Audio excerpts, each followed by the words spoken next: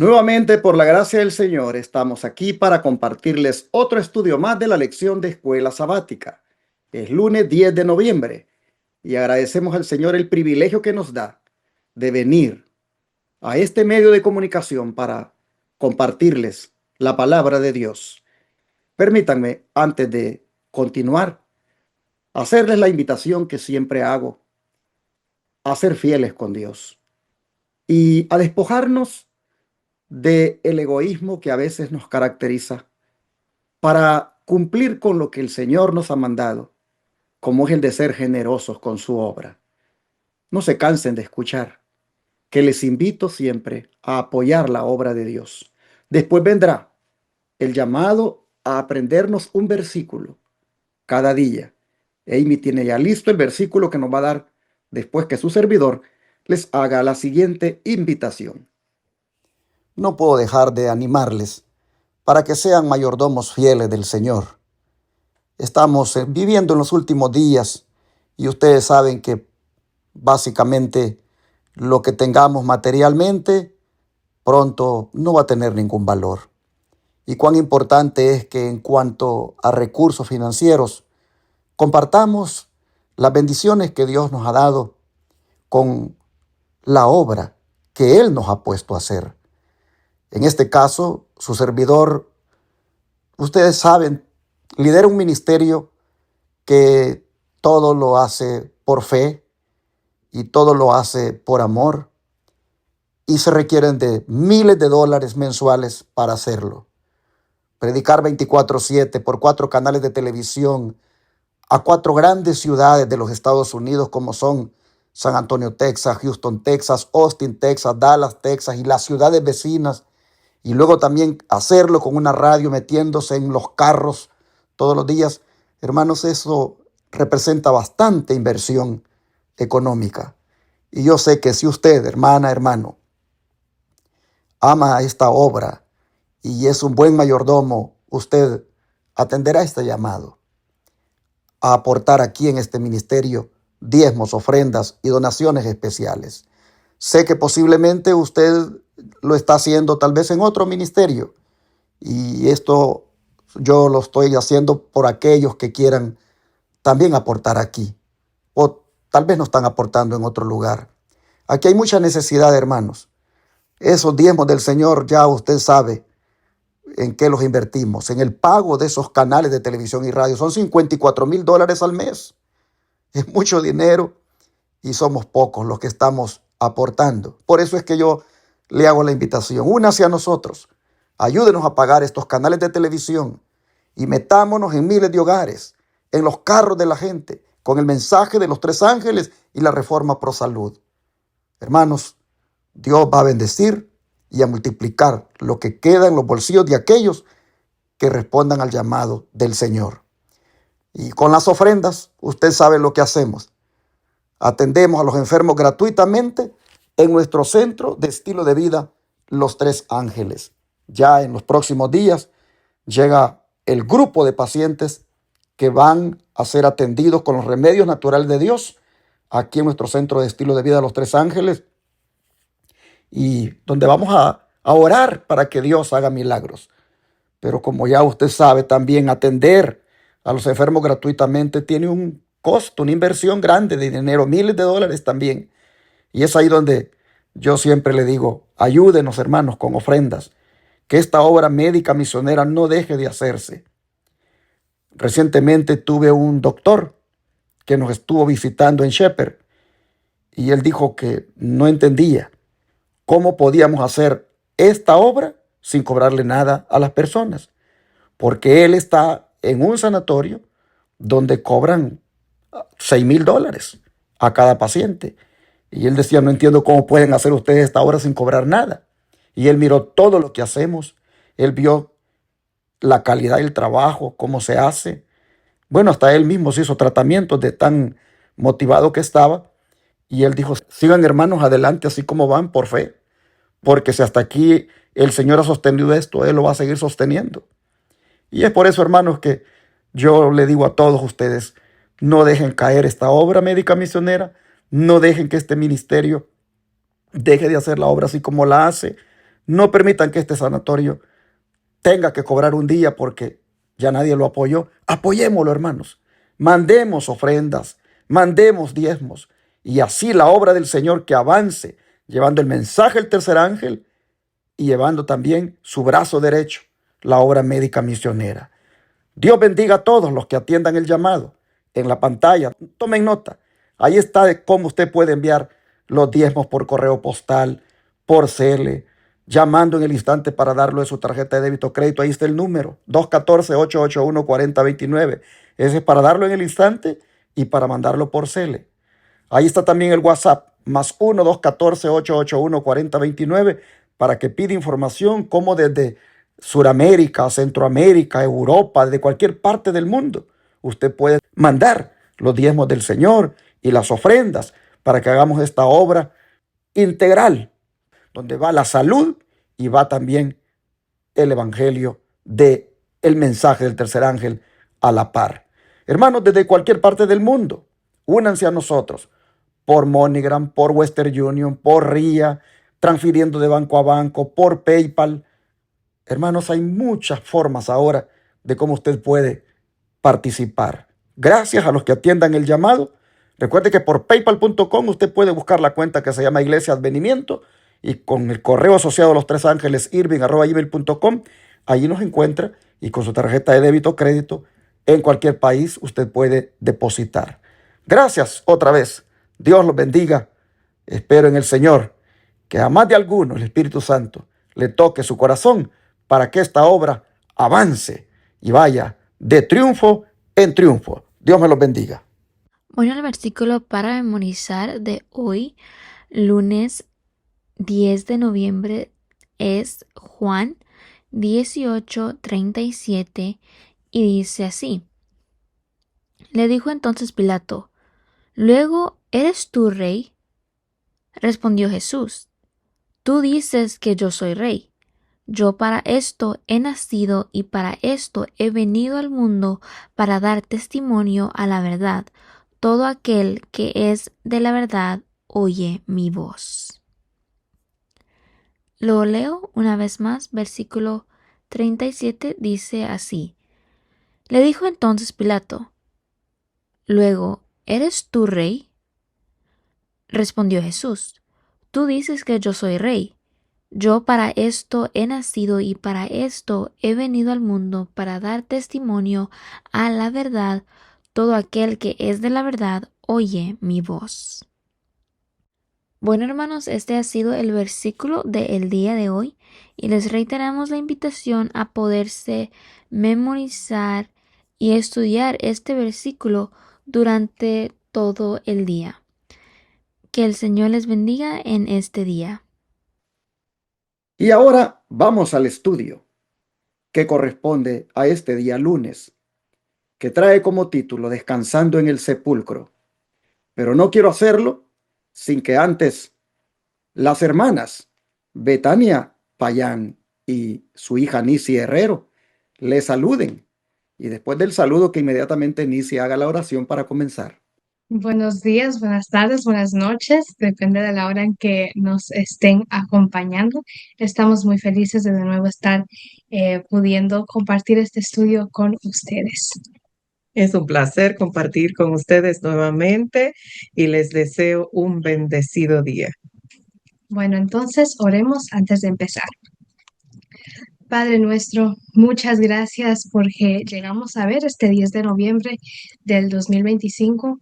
Te rogamos, Señor, tu presencia durante este estudio, porque necesitamos, Señor, que tu Espíritu ilumine nuestras mentes para que podamos comprender estas verdades. Gracias, Señor, por tu gran sacrificio y gracias porque por ello podemos pedir que tu presencia nos acompañe en lo que estudiamos. Gracias, Señor, por todo lo que tú has hecho por nosotros. Ayúdanos a devolverte ese amor por medio de la obediencia. Y, Señor, te pedimos una vez más que tú estés con todos los que también nos oyen y nos ven, para que ellos también puedan entender tu palabra y puedan ser bendecidos por ella. Gracias, Señor, por este lindo día y te rogamos que también te quedes con cada uno de ellos y que los cuides. En el nombre de tu Hijo amado Jesús. Amén. Amén. Amén. ¿Qué dos personas influyentes, hermana Betania, que se hicieron cargo del entierro del Señor? ¿Quiénes fueron esas personas? ¿Será que usted nos puede contestar con la cita de Juan y nos le explica? Y después Nisi, que vea también la parte profética de esas palabras que usted nos va a leer. Sí, Juan 19, 38 al 42 nos dice, después de todo esto, José de Arimatea, que era discípulo de Jesús, pero secretamente por miedo de los judíos, rogó a Pilato que le permitiese llevarse el cuerpo de Jesús, y Pilato se lo concedió. Entonces vino y se llevó el cuerpo de Jesús. También Nicodemo, el que antes había visitado a Jesús de noche, vino trayendo un compuesto de mirra y de aloes, como 100 libras. Tomaron pues el cuerpo de Jesús y lo envolvieron en lienzos con especias aromáticas, según es costumbre sepultar entre los judíos. Y en el lugar donde había sido crucificado había un huerto, y en el huerto un sepulcro nuevo, en el cual aún no había sido puesto ninguno. Allí pues, por causa de la preparación de la Pascua de los judíos y porque aquel sepulcro estaba cerca, pusieron a Jesús.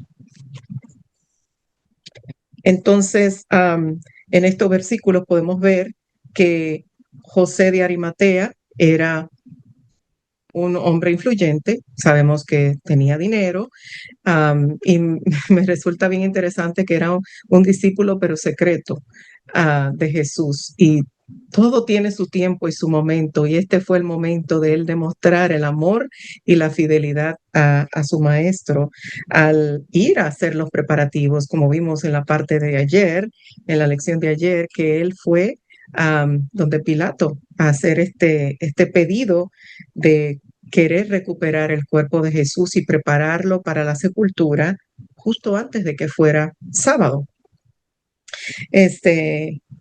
Me llama la atención su fidelidad en un momento difícil. Los demás discípulos no estaban allí. Tampoco tenían los recursos para la sepultura de Jesús.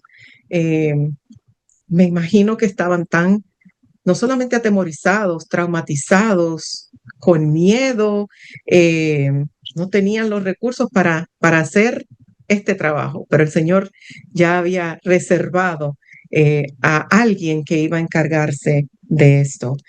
La cita de Isaías 53:9 nos dice, y se dispuso con los impíos su sepultura, mas con los ricos fue en su muerte, aunque nunca hizo maldad, ni hubo engaño en su boca. Y se explicó un poquito sobre esto porque es nuestro versículo de memoria de esta semana. Jesús fue tratado como un criminal, pero no tenía culpa, no era un criminal. Sin embargo, como que se dispuso, se planificó a su sepultura con estos ricos, como lo fue José de Arimatea y Nicodemo, a quien preparó todos los aceites, dice específicamente mirra y aloes, como 100 libras para embalsamarlo, para preparar el cuerpo de Jesús, como era la costumbre. Y gracias a Dios que, como usted mencionó, pastor, Jesús no fue enterrado como un criminal, sino que fue sepultado con todo el respeto y el amor que merecía. Es increíble cómo el Señor pudo en este momento de necesidad proveer quienes le dieran sepultura honrosa a Jesús. Como mami mencionó, los discípulos eran pobres, no tenían ni los recursos para poder enterrar a Jesús, de esta forma ni la influencia necesaria para pedir el cuerpo de Jesús en primer lugar. Y el Señor en este momento de gran necesidad le habló al corazón de estos dos discípulos secretos. Notamos en este pasaje que también entra Nicodemo. Nicodemo no había sido mencionado en el pasaje de Lucas que leímos ayer, pero aquí Juan lo menciona. Y si recordamos en Juan 3, la conversación que Jesús tuvo con Nicodemo, Jesús de hecho le dijo a Nicodemo, y como Moisés levantó la serpiente en el desierto, así es necesario que el Hijo del Hombre sea levantado para que todo aquel que en él cree no se pierda, mas tenga vida eterna. Entonces Nicodemo ya sabía, aunque quizás no lo entendió en el momento, y en este momento de gran necesidad, ambos hombres que estaban siguiendo a Jesús, pero secretamente, que muchas veces habían estorbado los planes del concilio, del Sanedrín, en contra de Jesús, en este momento ellos surgieron como valientes. José se dividieron las tareas porque ya faltaban pocas horas para llegar el sábado. Nicodemo fue a comprar todo lo necesario para embalsamar y enterrar o sepultar a Jesús de una forma honrosa. 100 libras en ese entonces, en nuestros tiempos, serían alrededor de 33 kilos. Entonces vemos que fue una cantidad inmensa lo que Nicodemo compró. Y José en ese poco tiempo fue y pidió el cuerpo de Jesús y Pilato se lo concedió. Entonces estos dos discípulos demostraron su amor por Jesús, demostraron su lealtad, fueron valientes al unirse a un hombre que, como dijo el pastor, había sido condenado como criminal y como blasfemo. Y como hemos estado viendo, el Señor en su perfección, como ve el fin desde el principio, también había predicho esto en el versículo de memoria en Isaías 53, y aunque los sacerdotes y los romanos hubieran deseado que Jesús y su cuerpo fuese echado en una fosa y así olvidado para siempre, él fue sepultado en una tumba honrosamente. De hecho, dice el deseado de todas las gentes que imposible hubiese sido tributar mayor honor a los hombres más encumbrados de Jerusalén. Vemos cómo el Señor hizo provisión en este gran momento de necesidad, en este momento donde todos los discípulos estaban temerosos por sus propias vidas, ahora al ver que su maestro había sido crucificado. Ese mismo acontecimiento que destruyó las esperanzas de los discípulos fue lo que le convenció a José y a Nicodemo de la divinidad de Jesús, y sus temores fueron vencidos por una fe inquebrantable y por un amor que los llevó a ser valientes y a cumplir con su deber con el cuerpo de Jesús. Qué hermoso, hermanos, cómo el Señor siempre provee y cómo nosotros también tenemos parte y podemos demostrar nuestro amor y nuestra lealtad por Jesús en momentos tales como este. Amén. Una vez más se demuestra que el verdadero amor no es el que habla, sino el que actúa. Aquí nosotros vemos a José de Arimatea y a Nicodemo, hermanos, mostrando su amor con unas obras tan maravillosas para con el Señor, despojándose de cosas de ellos, de bienes materiales para su Señor. Hermanos, aquí vemos dos hombres ricos. Miren, Nicodemo, lo que le está trayendo. Le está trayendo, hermanos, cosas que se ocupaban para un rey, cosas que se le daban a un rey, aloes y mirras. Esos eran como regalos, obsequios que se le daban a un rey.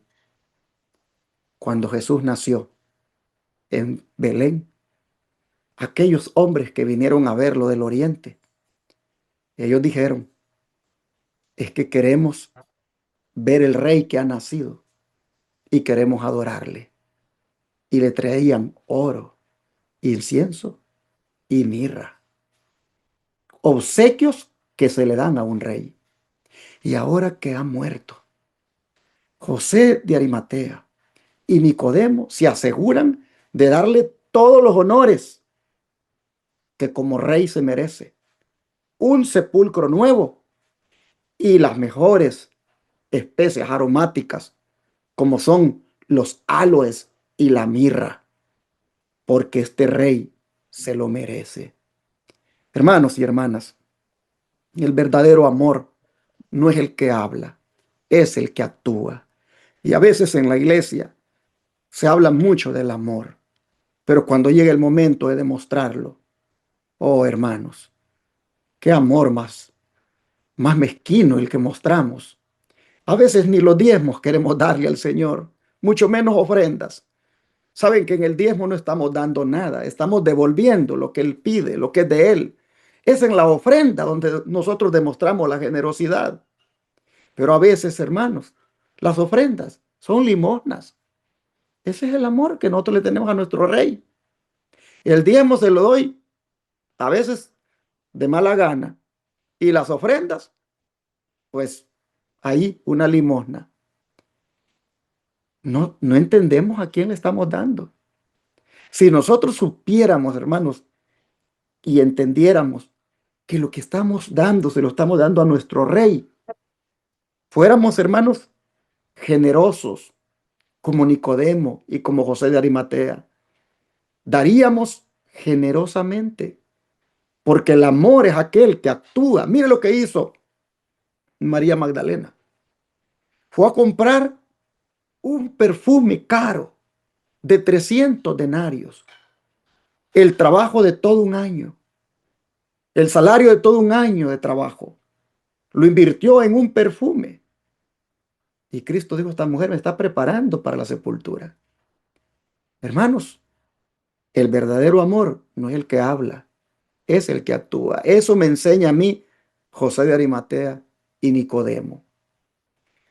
La otra cosa que me enseña es que, hermanos, no se debe ocultar lo que verdaderamente uno es. La semilla que el Señor sembró en Nicodemo aquella noche, ahora mire usted, está germinando. Se acabó.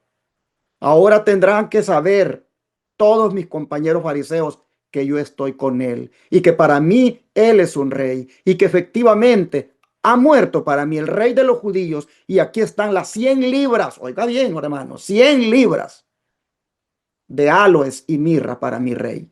Que lo sepan. Y el otro, yo también soy uno de los ricos de Jerusalén. Y si pensaban de que a este solo lo seguían los pobres y letrados de allá de Galilea, se equivocaron, porque yo, con todo y mi riqueza, le voy a entregar un sepulcro nuevo. Wow. Hermanos, ese era un peligro religioso y político los que ellos corrieron.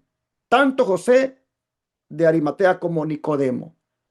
Era un peligro político y religioso, porque estaban evidenciando, como dije ayer ante Roma, que ellos estaban a favor de el delincuente, entre comillas, y estaban evidenciando ante los fariseos de que ellos creían que él era realmente el Mesías y le están dando todos los honores que se merece. Así, hermanos, nosotros vemos que el valor que a veces está oculto, finalmente sale a la luz en algunas personas. Ojalá que nosotros seamos valientes como Nicodemo y José de Arimatea y que no andemos calculando el costo. Cuando se trata de nuestro Señor, cuando se trata de nuestro Rey, hermanos, démosle todo lo que Él pida, lo que querramos darle, démoselo con generosidad. Él es nuestro Rey. Y hermanos, públicamente digamos quiénes somos, demostremos quiénes somos, que la gente sepa quiénes somos. Nicodemo y José de Arimatea ahora públicamente están mostrando que ellos están con Jesús, están del lado de Jesús. Y mientras los discípulos, ¿dónde están? Están escondidos los pobres. Mientras aquellos están escondidos, dos hombres, uno rico y el otro académicamente muy preparado, teólogo, hermanos, aparecen para llenar el vacío de los discípulos que están escondidos. Estos vienen y hacen lo que aquellos no pudieron hacer. Una vez más nosotros vemos, hermanos, que la fe se demuestra con obras.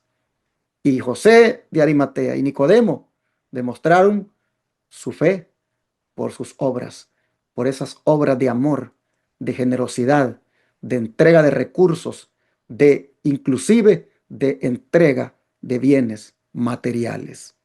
Que la lección quede bien entendida y aprendida para que nosotros, de ahora en adelante, podamos ser como ellos y le mostremos al Señor nuestro amor de una manera significativa.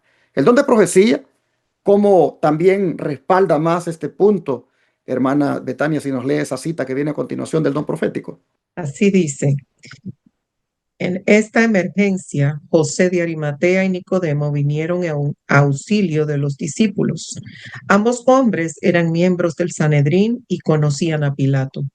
Ambos eran hombres de recursos e influencia. Estaban resueltos a que el cuerpo de Jesús recibiese sepultura honrosa. Deseado de todas las gentes, página 718. Realmente era una emergencia. Esta era una emergencia, había poco tiempo y como mencionó Nisi antes, se dividieron las tareas para poder cumplir con todo esto que había que hacer para sepultar a Jesús a tiempo. Y eso de la influencia me hace pensar, el Señor también se preocupa por las personas de influencia, los hombres y mujeres de altos puestos.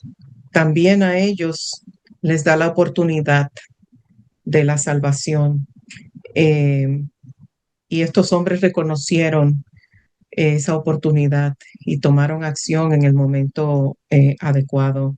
¿Hubiera querido Jesús que lo hubieran hecho públicamente antes? Claro que sí, pero todavía hasta el final, como hemos visto en lecciones anteriores con Pilato, con Herodes, y con otros de mucha influencia, Jesús se tomó el tiempo necesario para que ellos pudieran ser tocados por el Espíritu Santo, para que pudieran entender la verdad al verlo a él en esa posición. Por eso no respondía, por eso simplemente los dejaba que pensaran y hablaba cuando tenía que hablar con tal de que se convencieran. Entonces, estos dos hombres como fue Nicodemo, y el mismo Pilato, que quedó totalmente convencido, aunque tarde, pero llegó a reconocer que Jesús era el Hijo de Dios y no era ningún impostor. Amén.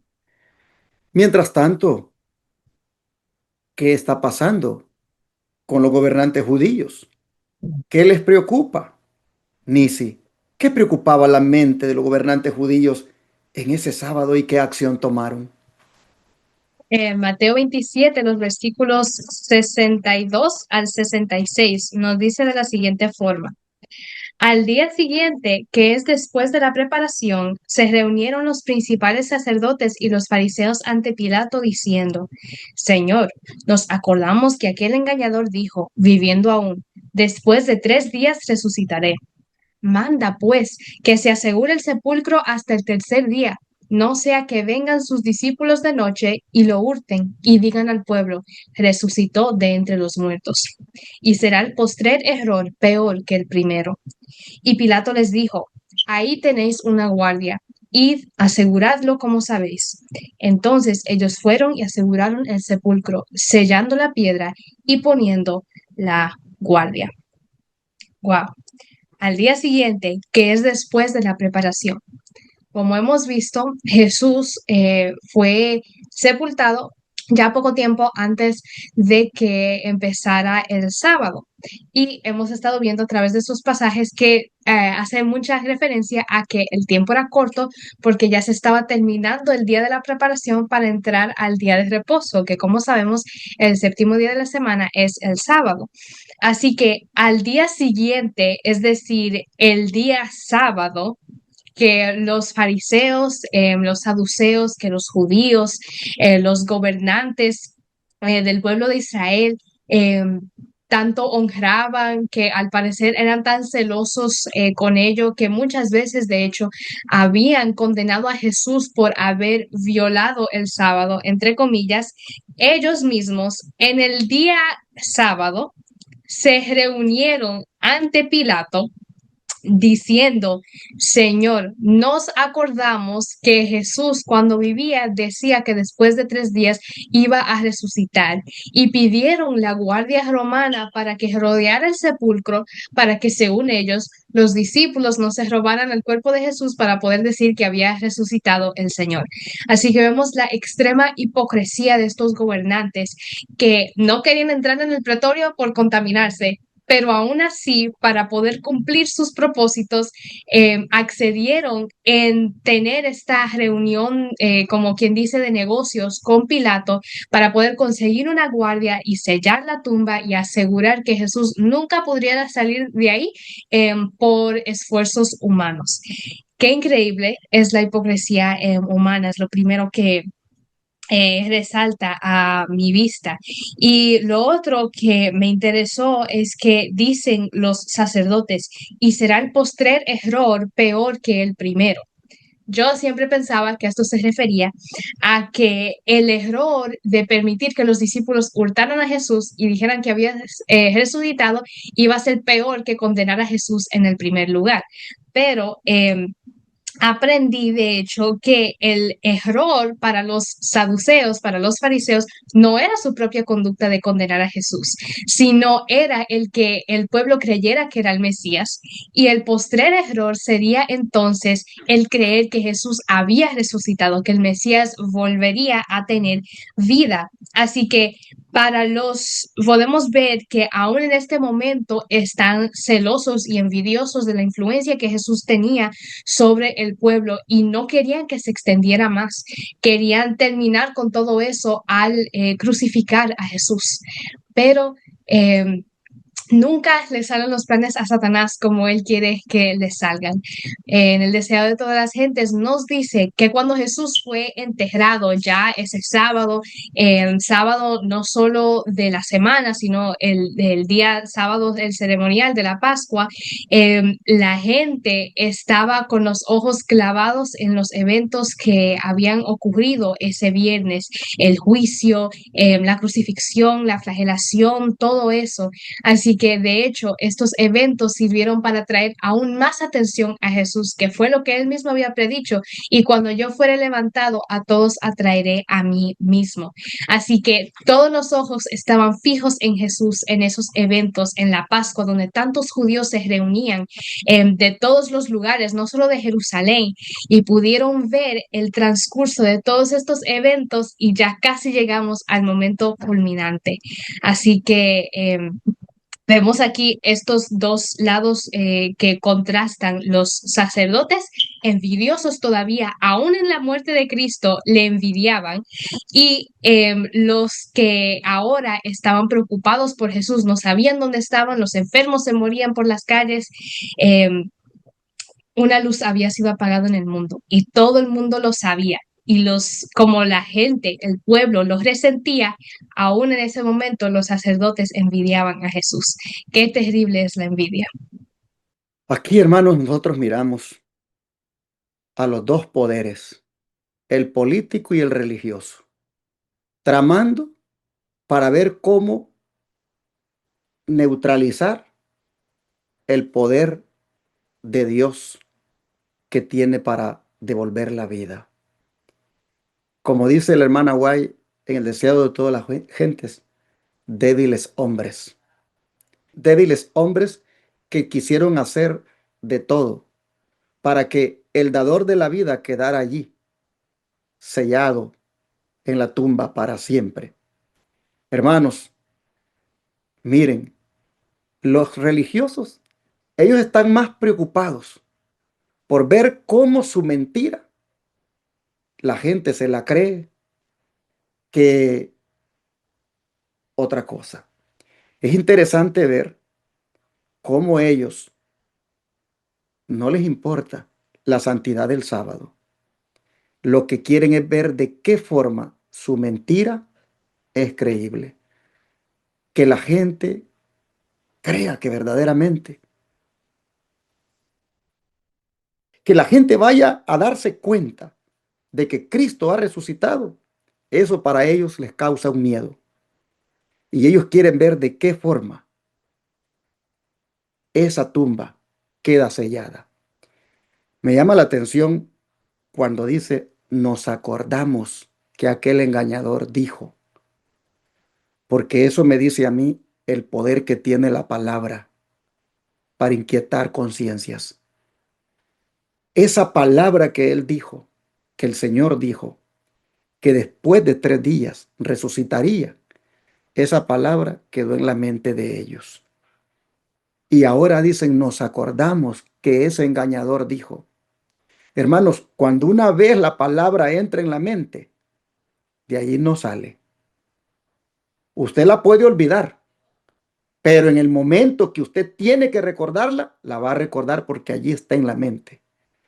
Y ellos tenían esa palabra y vino a su mente en ese momento tan crucial. ¿Qué nos enseña esto, hermanos? Que nosotros debemos predicar la palabra, compartir la palabra y dejarle a Dios los resultados. Esa palabra que nosotros digamos va a quedar en la mente de las personas. Y si hoy por hoy la rechazan, no la aceptan, hermanos, dejémosle eso al Señor. A su debido momento, esa palabra va a venir a la mente de las personas. Mírenlos aquí, nos acordamos. Esa palabra fue poderosa, quedó allí, nos acordamos que Él dijo, después de 3 días resucitaría. Así que vamos a ver cómo sellamos esa tumba. Vamos a ver de qué manera evitamos que los discípulos vayan a andar diciendo después que ha resucitado. Hermanos, preocupados ellos por ver cómo evitaban la verdad. Vemos verdaderamente cómo el ser humano se opone a que la promesa de Dios se cumpla. Dios había dicho que al 3er día resucitaría. Esa era una promesa. Y el ser humano está aquí buscando impedir que se cumpla la promesa. Pero hermanos, las promesas de Dios se van a cumplir quiera el hombre o no quiera. Porque lo que ellos están haciendo más bien va a servir para que quede más en evidencia el poder de Dios. Nadie puede detener el poder de Dios. El don de profecía, hermana Betania, ¿qué nos dice a continuación? Nos dice, los líderes judíos poco pudieron descansar el sábado, aunque no querían cruzar el umbral de un gentil por temor a la contaminación, celebraron un concilio acerca del cuerpo de Cristo. La muerte y el sepulcro debían retener a aquel a quien habían crucificado. Los sacerdotes dieron instrucciones para asegurar el sepulcro. Una gran piedra había sido colocada delante de la abertura. A través de esta piedra pusieron sogas, sujetando los extremos a la roca sólida y sellándolos con el sello romano. La piedra no podía ser movida sin romper el sello. Una guardia de 100 soldados fue entonces colocada en derredor del sepulcro a fin de evitar que se le tocase. Los sacerdotes hicieron todo lo que podían para conservar el cuerpo de Cristo donde había sido puesto.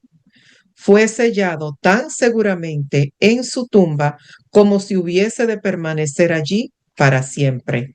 Esto está en El Deseado de todas las gentes, páginas 723 y 724.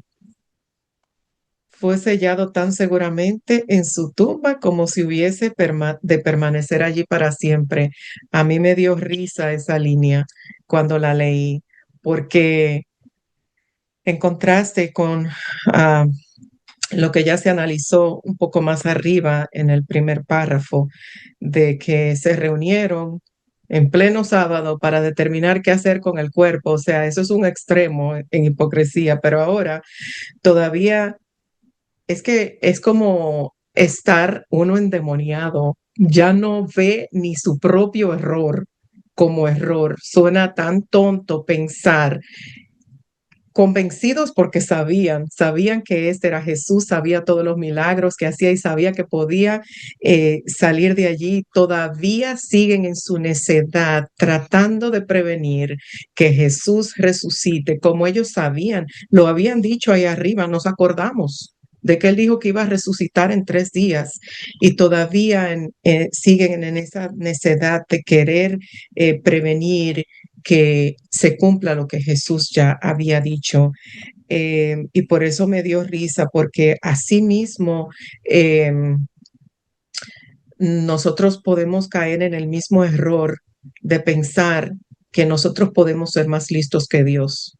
En nuestras mañas pecaminosas y pensar como que Dios no lo ve o justificarlo. Todavía lo podemos justificar con la misma Biblia, nuestros errores y pensar que Dios pues nos ama tanto que igual y nos perdona. Y entonces por eso sentí que cuán impactante sería esa sorpresa de Jesús resucitar. Qué lección tan grande, qué testimonio tan contundente, um, y en el ridículo que quedaron cuando Jesús realmente no dice nada, pero todo el mundo lo dijo, todo el mundo testificó de que él resucitó, él no le importó ningún sello, ni ninguna soga, ni ningún soldado fuerte que estuviera allí. Jesús es Dios y Dios es Dios y nosotros no somos nadie para prevenir nada de lo que él ya haya planificado. Así que me emocionó mucho esa parte. Mientras los defensores, entre comillas, del sábado están tramando ver cómo impiden que la gente sepa la verdad en cuanto a la promesa que Cristo hizo de resucitar. Mientras ellos están haciendo eso en sábado, el Señor del sábado, ¿qué está haciendo? Descansando. Él está descansando. Mientras que los defensores del sábado están tramando en sábado ver cómo su mentira la pueden defender. En vez de honrar la ley de Dios que dicen defender, están más preocupados por ver cómo defienden su mentira. Y aliados con el poder político, van a ver de qué manera su mentira puede seguir siendo defendida. Oh, hermanos y hermanas, los depositarios de la ley de Dios, como se consideraban los fariseos, qué lamentable lo que están haciendo. Y el diablo es bien astuto, porque una vez, hablando con un cristiano evangélico, me dijo: ustedes son unos fariseos, ustedes los adventistas son unos fariseos con ese su sábado. Miren los fariseos cómo eran con su sábado. Y Jesús los tuvo que reprender porque el Señor es el sábado. Y si tenemos al Señor, ya tenemos el sábado. No necesitamos tener un día, porque el Señor es el sábado. Ustedes son como los fariseos y se han quedado con su día séptimo, haciendo aquí, haciendo allá o no haciendo, porque según ustedes son rigurosos en guardar los mandamientos.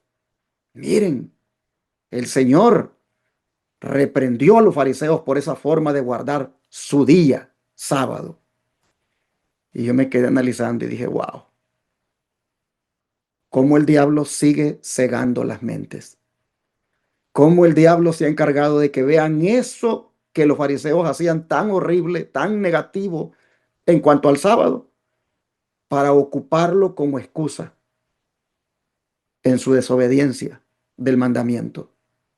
El hecho de que los fariseos hicieran estas cosas en sábado y trataran así el sábado, al punto que no querían sacar ni un animalito que cayera en un hoyo en sábado.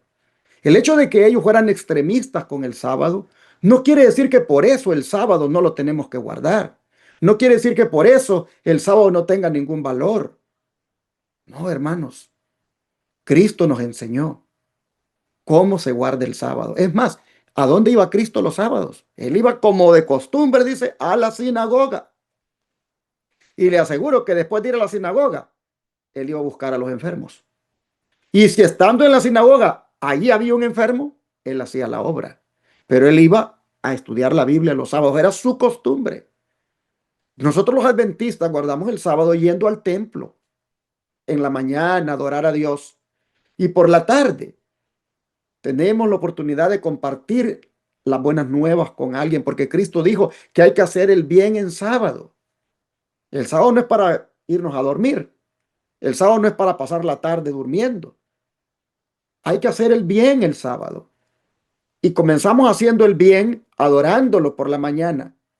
Y después de comer por la tarde, seguimos haciendo el bien de varias maneras. Yendo a visitar a un enfermo, yendo a dar estudios bíblicos, yendo a repartirle alimentos a las personas que necesiten. Hacemos el bien el sábado y regresamos en la tarde al templo para despedir el santo sábado haciendo todavía otra obra de bien. Y es como volver a adorar a nuestro Dios ya para despedir el sábado. Así guardamos el sábado. Eso nada tiene que ver con el extremismo farisaico. Hermanos, me salió un poquito porque estaba hablando de cómo estos eran los depositarios de la ley de Dios y la ley que decían defender la estaban ahora pisoteando al tratar de defender su mentira en el mismo santo día del Señor, mientras el Señor del sábado estaba descansando. Es una lección que debemos aprender de cómo nosotros debemos guardar el sábado siempre, aún en medio del dolor, aún en medio de la tristeza, hay que guardar el sábado. Vamos ahora aquí en la siguiente pregunta a ver cómo todo esto que estaban haciendo los sacerdotes o tratando de hacer era también otra profecía. Hermana Payán, ¿qué profecía se cumplió con ese plan de sellar la tumba de nuestro Señor? Salmo 2, 1 al 4 dice, ¿por qué se amotinan las gentes y los pueblos piensan cosas vanas? Se levantarán los reyes de la tierra y príncipes consultarán unidos contra Jehová y contra su ungido, diciendo, rompamos sus ligaduras y echemos de nosotros sus cuerdas. El que mora en los cielos se reirá, el Señor se burlará de ellos. ¿Qué profecía se cumplió entonces con este plan de sellar la tumba? Sus planes fueron frustrados. Se reunieron, planificaron, ya como vimos en el versículo anterior, se preocuparon por ir, sellar, prevenir, cuidar. Se tomaron todas las medidas humanas sin entender que Dios es Dios y Él se lo demostró. Así que todos sus esfuerzos fueron frustrados en este plan de poder detener el plan de salvación que se cumpliera a su cabalidad, a su totalidad. Jesús demostró que Él era el vencedor y que Satanás no tiene ninguna potestad sobre Él o sobre nosotros. Por eso dio ese ejemplo completo. Para que nosotros podamos entender que nosotros también podemos vencer, así como Él venció, nosotros también podemos vencer. Y aunque el mundo nos quiera hacer creer que, que no es posible ser obedientes completamente, el Señor ya demostró que sí es posible. Solo nosotros tenemos que ser obedientes. Amén. En esta frase de que las naciones o las gentes se amotinan, que los reyes de la tierra se levantan contra el ungido, ahí nosotros vemos, hermanos, que proféticamente se decía lo que iban a hacer los gobernantes en los días de Cristo. Miren ustedes los gobernantes, Herodes, Pilato, los líderes religiosos, gobernantes políticos y religiosos juntos, atentando planificando contra el ungido de Jehová. Ellos estaban prácticamente diciendo: rompamos sus ligaduras. Es decir, no queremos nada con él. Veamos de qué manera sellamos esa tumba, de tal forma que nunca salga de allí. Entonces pregunta el salmista: ¿por qué? ¿Por qué se amotinan? Las gentes y los pueblos piensan cosas vanas. ¿Por qué es en vano todo eso? Nada de lo que piensen hacer contra el ungido de Jehová les va a funcionar. Ahora, hermanos, en los días finales, nuevamente las naciones, los gobernantes, los líderes religiosos, otra vez se van a juntar para atentar contra el ungido de Jehová en la persona de sus seguidores, en la persona de sus hijos fieles. ¿No dijo el Señor que lo que hicieran a uno de sus pequeños, a él se lo harían? En la persona de sus hijos fieles, los pueblos, las gentes, los gobernantes, nuevamente se van a ensañar para atentar contra el ungido de Jehová. Hermanos, nosotros miramos que en esto de sellar la tumba, unido Pilato con los líderes religiosos, estaba cumpliéndose el Salmo 2, del 1 al 4, Salmo mesiánico. Vamos a mirar el don de profecía. ¿Qué dice? Nisi, por favor. Los mismos esfuerzos hechos para impedir la resurrección de Cristo resultan los argumentos más convincentes para probarla. Cuanto mayor fuese el número de soldados colocados en derredor de la tumba, tanto más categórico sería el testimonio de que había resucitado. Las armas y los guardias romanos fueron impotentes para retener al Señor de la vida en la tumba. Se acercaba la hora de su liberación, dice el deseado de todas las gentes, la página 724. Me gusta esta última parte. Las armas y los guardias romanos fueron impotentes para retener al Señor de la vida en la tumba, porque se acercaba la hora de su liberación. Me recuerda que la muerte viene por el pecado. Nuestros primeros padres pecaron y atrajeron la muerte sobre ellos y sobre su descendencia, incluyéndonos a nosotros. Pero así como los guardias fueron impotentes para prevenir la resurrección del Señor, así también Satanás será impotente para retener en la tumba a aquellos que han creído en la segunda venida de su Señor, que han creído y han confiado por la fe que así como el Señor resucitó, Él tiene el poder para dar vida eterna a todos aquellos que han creído en Él. Me llena de aliento eso, que así como el Señor resucitó, Él tiene el poder para hacer resucitar a todos sus santos muertos, que un día estarán junto a Él. Y junto a nosotros también, los que quedemos vivos cuando Él venga por segunda vez. Así que vemos de nuevo que el Señor siempre torna cada maldición en una bendición. De alguna forma u otra, todos los esfuerzos humanos, aun cuando son en contra de la voluntad de Dios, de hecho, ayudan a que la voluntad de Dios prospere y sea aún más enaltecida. Así que continuaremos viendo en el día de mañana cómo fue realmente que esta guardia dio testimonio y fue más categórico la evidencia de que Jesús había resucitado cuando lo hizo. Gloria a Dios. Amén. Ahí podemos ver en esta explicación que ha dado Nisi que se va a cumplir la frase que leímos aquí en el verso 4, donde dice: el que mora en los cielos se reirá. En otras palabras, los impíos no podrán contra Dios. Los impíos no podrán contra los planes de Dios. Podrán tramar lo que quieran. Podrán impedir lo que ellos quieran. Pero el texto dice: el que mora en los cielos se reirá. ¿Por qué? Porque van a llegar hasta donde Dios se los permita. Pero cuando Dios diga: hasta aquí llegarán y mirarán a Dios obrar. Mirarán a Dios actuar. Así que es sábado. Roma y la religión judía están tramando ir contra el ungido de Jehová. No saben que al siguiente día en la mañanita el que muere en los cielos se reirá, porque el que está en la tumba va a resucitar. pero nos estamos adelantando mucho con el tema. Pero es que dan ganas de decirlo ahora, porque el texto dice, el que mora en los cielos se reirá.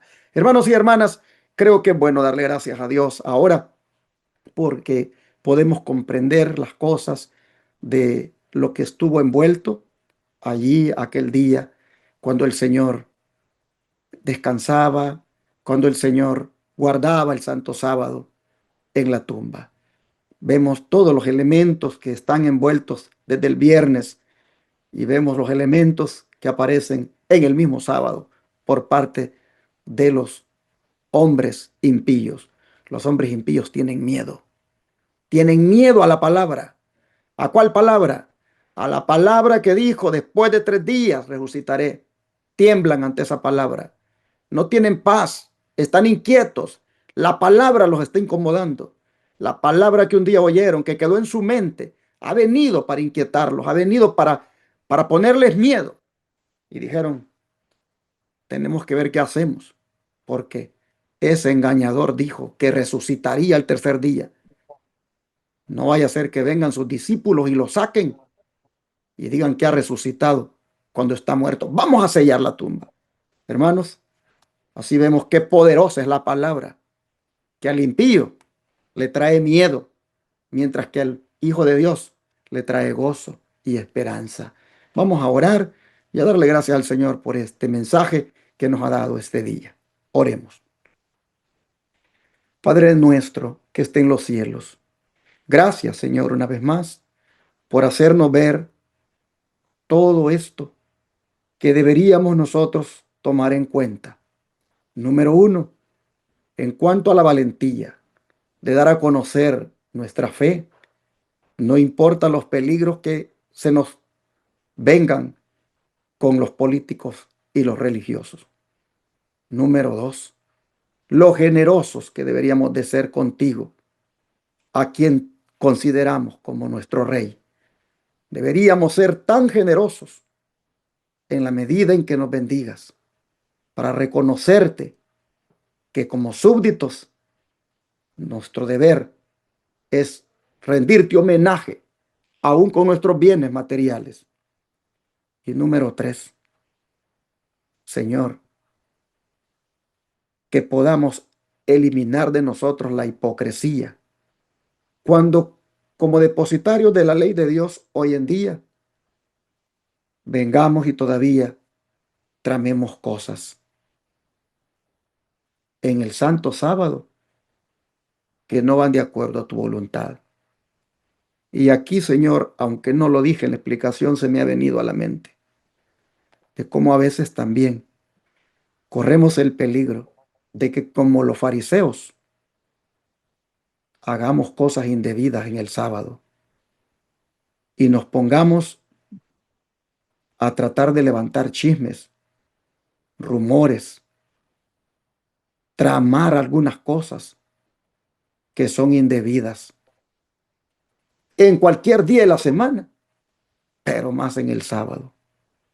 Señor, ayúdanos para tener un temor de Jehová en nuestro corazón que nos lleve a ser respetuosos de tu santa ley, de manera que no transgredamos el sábado, no lo violemos, no lo pisoteemos, ni con las palabras que hablemos, ni con los planes que hagamos, porque estos fariseos hablaron y planearon en sábado, hablaron y planearon en sábado ir contra el ungido de Jehová.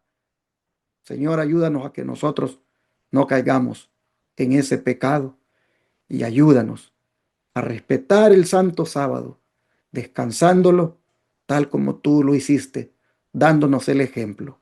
Oh Señor, te rogamos que en alguna manera estemos preparados para las cosas que han de venir, para que, aunque se levanten políticos y religiosos en contra de nosotros, buscando ir contra ti, nosotros, Señor, demostremos ser leales y fieles a ti.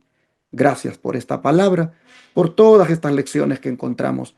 Te lo agradecemos en el nombre de Jesús. Amén. Amén.